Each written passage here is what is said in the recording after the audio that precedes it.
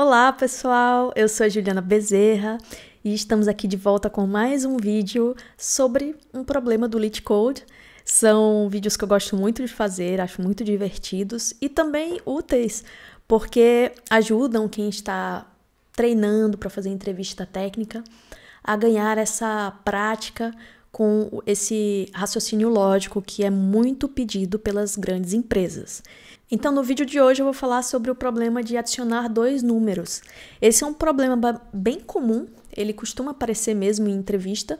Tem um nível médio aqui de dificuldade, mas não se preocupa, a gente vai resolver aqui passo a passo, fazendo uso aqui de um processo que eu costumo usar para resolver esse tipo de problema, e eu espero que seja útil para você também. Então fica no vídeo até o final para não perder esse conteúdo. O problema de adicionar dois números é simples. Como entrada, a gente vai ter duas listas ligadas, duas linked lists, com números positivos, inteiros. E os dígitos estão na ordem reversa, o que facilita também nosso trabalho. Por exemplo, esse número aqui é 342. Esse aqui é 465, tá ao contrário. Isso ajuda porque quando a gente vai fazer uma soma, normalmente a gente começa dos números das menores dezenas e vai subindo para fazer as somas, fazer o vai um, né? É assim que a gente costuma fazer. Então já está na ordem reversa, o que facilita bastante. E cada nó também vai conter um dígito desse número. Então quando a gente fizer a soma, a gente também vai retornar uma lista ligada com os números na ordem reversa. Então é simples, se a gente tivesse esses dois números aqui, por exemplo, a gente teria que somar 342 mais 465, que daria 7 aqui, aqui 10, vai 1, 8, 807. Simples, né? Com essas entradas a gente teria esse valor. Aqui são dados 3 exemplos, e os 3 exemplos são bem interessantes, principalmente esses dois, porque trazem alguns edge cases que a gente vai ter que pensar para que a nossa solução funcione. Então, vamos primeiro para o quadro branco, para a gente entender como a gente resolve esse algoritmo e só então a gente vai para a implementação. Vamos lá? Então, vamos lá! Se a gente tiver duas entradas, como a gente estava falando aqui, vamos começar pelo primeiro cenário, que a gente tem a lista 2, 4, 3, e a outra lista é 5, 6, 4.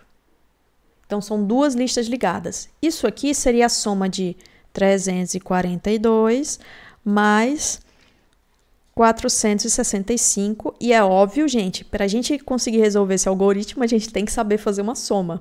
Então, vou exercitar a soma aqui só para a gente ver qual é o nosso processo humano de somar dois números e traduzir isso para o computador. Então, se a gente tivesse esses números dessa forma, a gente faria o quê? Somaria primeiro aqui o 5 com 2, daria 7, 6 com 4 dá 10, vai 1, não é verdade? Vai 1 aqui, 3 com 4, 7, 8. Então, a gente teria 807, e o array seria 708, porque é um array na ordem reversa. Então, essa seria a soma que a gente precisaria retornar. Mas agora, para o nosso algoritmo, o que a gente teria que fazer? Já dá para entender aqui que a gente vai precisar de um array de saída, para ir inserindo esses valores que forem somados. A gente vai somando um a um aqui e vai inserindo os resultados. Então, eu teria que ter um array aqui de saída. Vamos criar aqui um output. A lista ligada de saída. A gente também teria que ter algumas variáveis de controle auxiliares. Por exemplo, cada soma que está acontecendo aqui, a gente tem que ir salvando para depois inserir no array de saída. Então, a gente teria uma variável sum, que teria as somas que estão sendo feitas. 5 com 2, 7. 6 com 4, 10. E assim por diante. E em alguns cenários, a gente também vai ter o carry, que é aquele vai 1 que a gente fez aqui. Então, se eu tiver uma soma que extrapola 10, eu preciso guardar o 1 que extrapolou para somar na próxima iteração. E aí ter aquela dezena incrementada. Então, a gente vai ter 3 variáveis de controle aqui para poder fazer esse algoritmo funcionar. Então, se a gente for exercitar ele agora, fazendo um pequeno teste de mesa, o que a gente teria aqui? Na primeira iteração, a gente tem que passar por todos os elementos das duas linked lists, certo? Então, primeiro a gente vem aqui, ó, 5 e 2, a gente teria uma soma que seria o elemento da lista 1 mais o elemento da lista 2, que nesse caso dá 7, aqui, até aqui tudo bem. Pego esse 7 e insiro aqui na saída. E já tem um resultado. Na segunda iteração, a gente teria agora uma soma, que seria o 6 com 4. 6 mais 4, que dá 10. E aqui entra o ponto que eu queria chegar, que é em relação ao carry no nosso problema, na nossa resolução. Se fosse só somar dois números, era muito tranquilo. Era só fazendo isso aqui, essa soma, e inserindo numa saída. A gente resolvia muito fácil o problema. Só que tem essa questão do carry, do vai 1. Então, para a gente saber que vai 1 na soma, a gente teria que ter uma variável carry, como eu coloquei aqui, e ela vai ter que ser calculada com o resultado da soma, da divisão da soma por 10. O carry sempre é 1, né? Mas se é para ser bem criterioso em relação à fórmula, a gente pode colocar o resultado da divisão da soma por 10. Então, o maior carry que eu posso...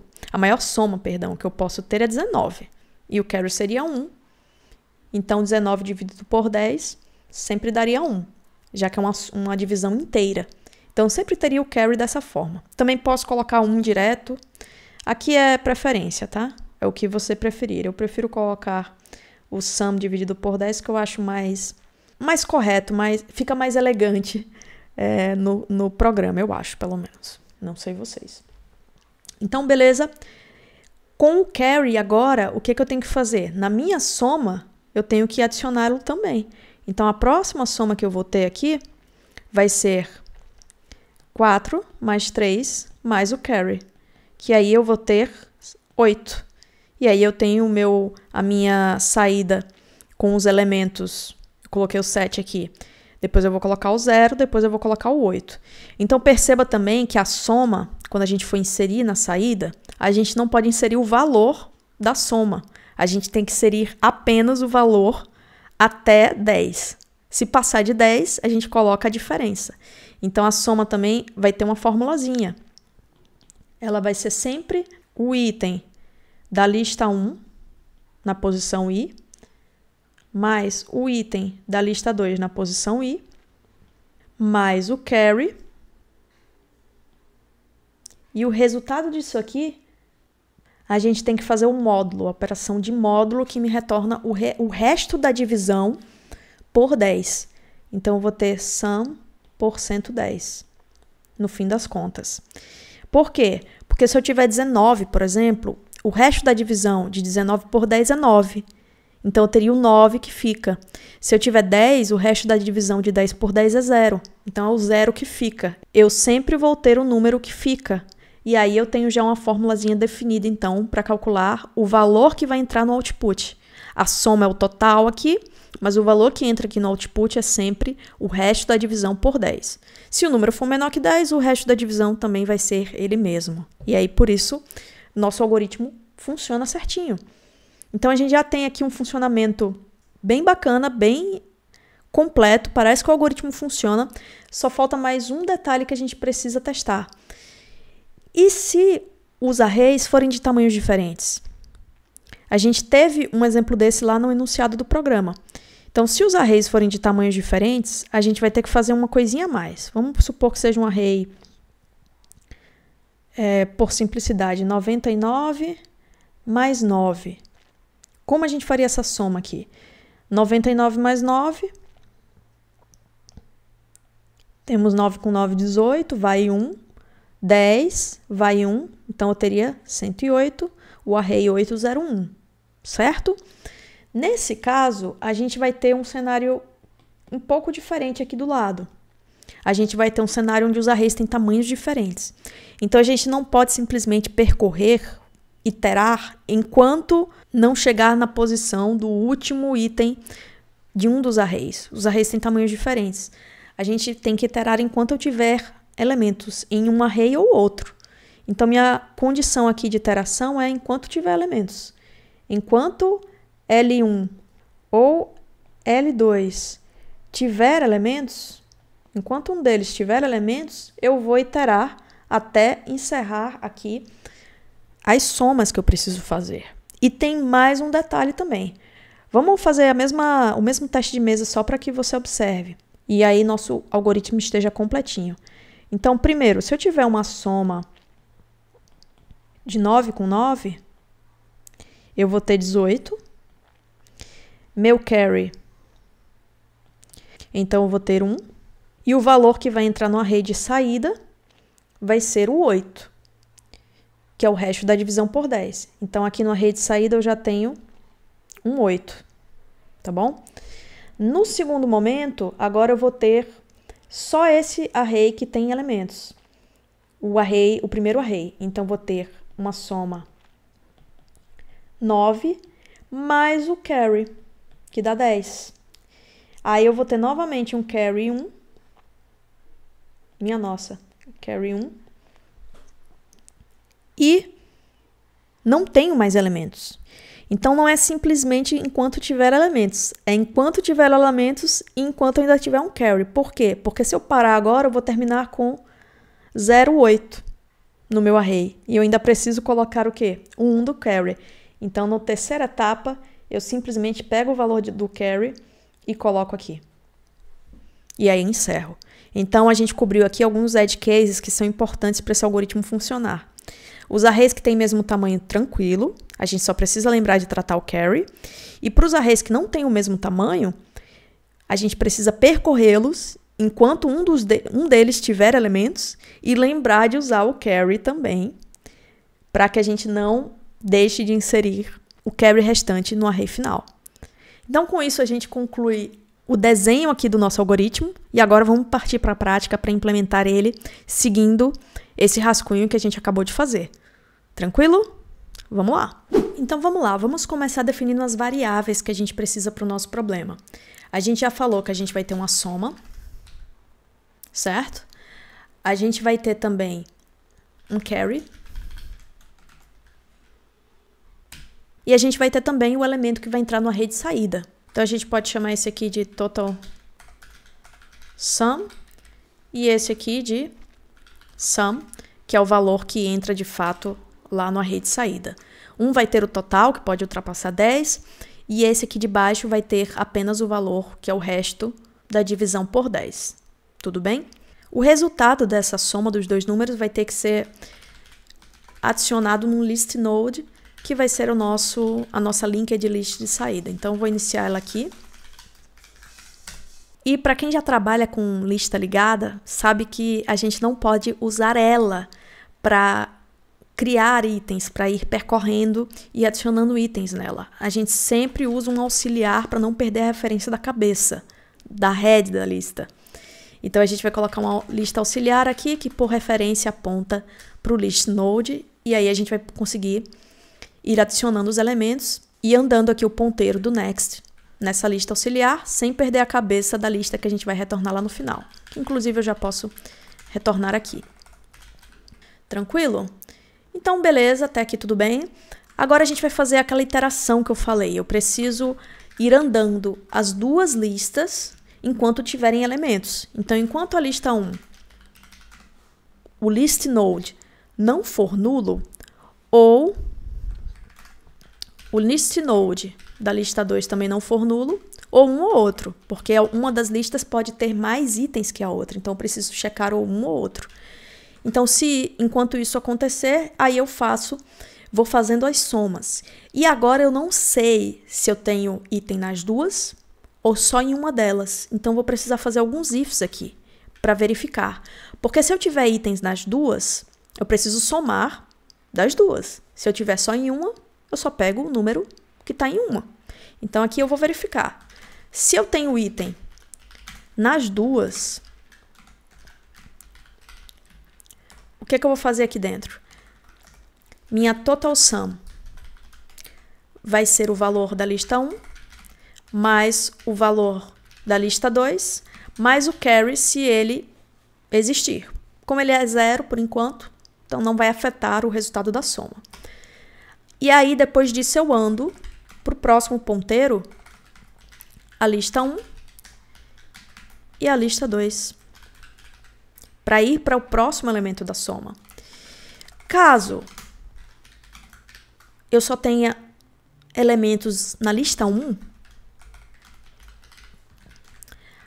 meu total sum vai ser L1 val mais o carry. Não tem itens na lista 2. E aí eu só ando a lista 1. Se não, significa que eu só tenho elementos na lista 2. E aí o que eu faço?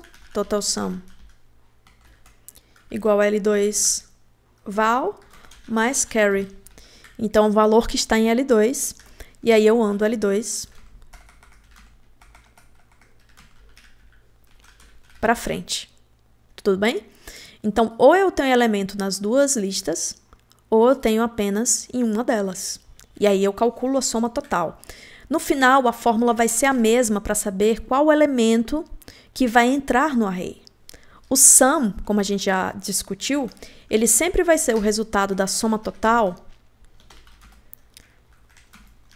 módulo 10, ou seja, o resto da divisão por 10. O que sobra da divisão por 10 é o que entra lá no array. O carry sempre vai ser 1, ou a gente pode colocar, para usar fórmulas matemáticas, o resultado da divisão por 10.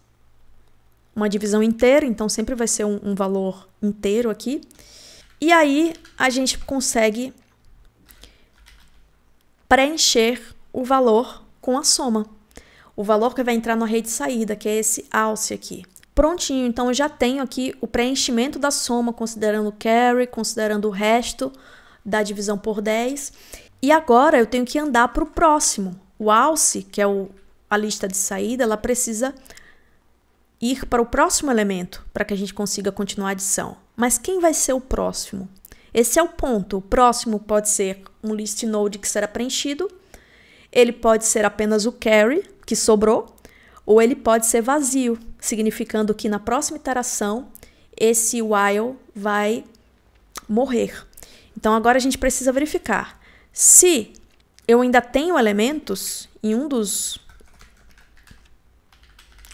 nós aqui, então se eu tiver elemento em um ou em outro, depois de andar os dois, eu andei os dois aqui, ó, dependendo do if, andou um ou outro, então se eu ainda tiver elementos, eu já sei que eu posso fazer que o next do alce seja um novo list node. E aí na próxima iteração ele já vai estar inicializado e eu só preciso preencher o valor dele. Agora, se os dois forem nulos,